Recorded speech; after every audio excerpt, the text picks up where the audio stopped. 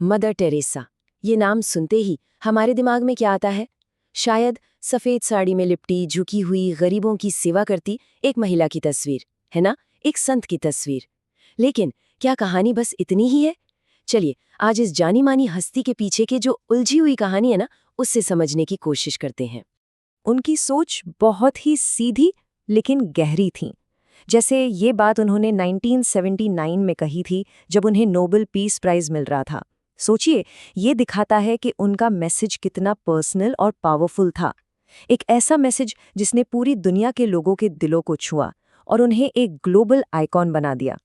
तो चलिए, सबसे पहले उस तस्वीर की बात करते हैं जिससे पूरी दुनिया वाकिफ है, मदर टेरेसा। मतलब निस्वार्थ सेवा और करुणा की एक जीती जागती मिसाल। उनका सफ़र शुरू हुआ था ओटोमन एम्पायर के स्कोप्जे शहर से। वहां से वो आयरलैंड होते हुए भारत आईं और बस यहीं की होकर रह गईं। और उनका मकसद बिल्कुल साफ था, उन लोगों की सेवा करना जिन्हें समाज ने, आप कह सकते हैं, बिल्कुल ही बिसरा दिया था। और इसी मकसद को पूरा करने के लिए उन्होंने 1950 में मिशनरीज ऑफ चैरिटी की नींव रखी। देखिए, आमतौर पर नन्स 3 कस्में लेती हैं: पवित्रता, गरीबी और आज्ञाकारिता। लेकिन इनकी नन्स एक चौथी, बहुत ही खास कसम खाती थीं। गरीबों में भी जो सबसे गरीब हैं, उनकी पूरे दिल से मुफ्त सेवा करना।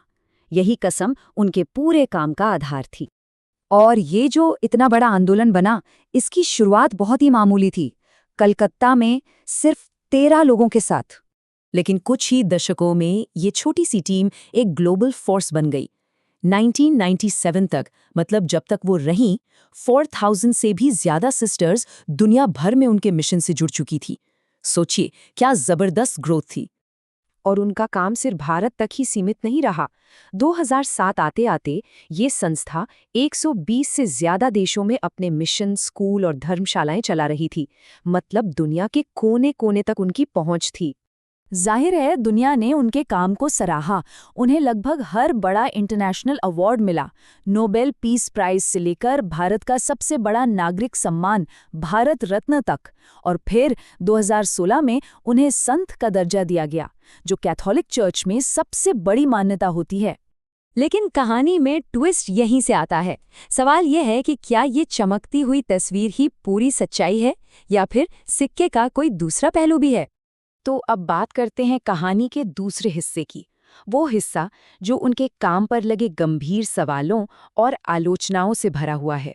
सबसे बड़ी और गंभीर आलोचना हुई उनके हॉस्पिस यानी धर्मशालाओं में देखभाल की क्वालिटी को लेकर। कहने को तो मकसद था कि लोगों को सम्मान के साथ दुनिया से जाने का मौका मिले, लेकिन जो क्रिटिक्स थे, जिनमें कुछ पुराने वॉलंटियर्स भी शामिल थे, उन्होंने एक बिल्कुल अलग ही, बल्कि डरावनी तस्वीर पेश की। उनका कहना था कि वहां साफ सफाई बहुत खराब थी, एक ही सुई बार बार इस्तेमाल होती थी, और हद तो ये कि दर्द से तड़पते मरीजों को पेन किलर्स तक नहीं दिए जाते थे। मशहूर लेखक क्रिस्टोफर हिचन्स उनकी सबसे बड़े आलोचकों में से एक थे। उनकी ये बात इस पूरी आलोचना की जड़ को पकड़ती है। उनका मानना था कि मदर टेरेसा ने दुख दर्द को कम करने की जगह उसकी महिमा गाई, उसे भगवान का तोहफा बताया, और यही वो सोच थी जो उनके आलोचकों को बिल्कुल भी हजम नहीं होती थी। और देखिए, विवादों की लिस्ट यहीं खत्म नहीं होती। उन पर आरोप लगे कि उन्होंने हैती के तानाशाह ड्यूवेलियर परिवार जैसे विवादित लोगों से डोनेशन लिया। उन्होंने चार्ल्स कीटिंग जैसे बड़े धोखेबाजों के लिए कोर्ट से नरमी बरतने की अपील की। और शायद सबसे हैरान करने वाली बात, उन्होंने पब्लिक में एक ऐसे पादरी का बचाव किया जिस पर गंभीर आरोप थे।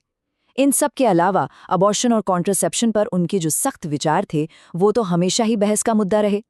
तो अब हमारे सामने 2 तस्वीरें हैं, एक संत की और दूसरी एक विवादित शख्सियत की।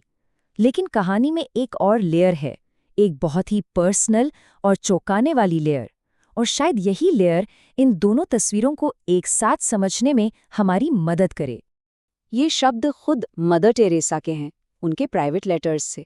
सोचिए, एक महिला जो पूरी दुनिया के लिए आस्था का, विश्वास का सिंबल थी, वो अंदर ही अंदर अपने विश्वास को लेकर एक गहरे संकट से गुजर रही थी।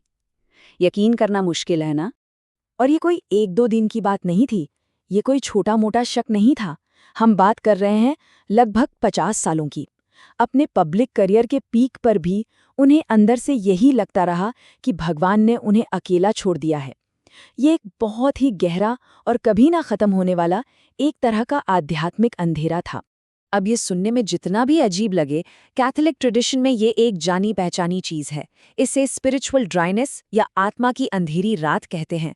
मतलब इतिहास में कई बड़े संतों ने भी इस तरह के गहरे विश्वास के संकट को महसूस करने की बात लिखी है, और उनके जो समर्थक हैं उनके लिए तो ये संघर्ष उनके संत होने का एक और बड़ा सबूत है।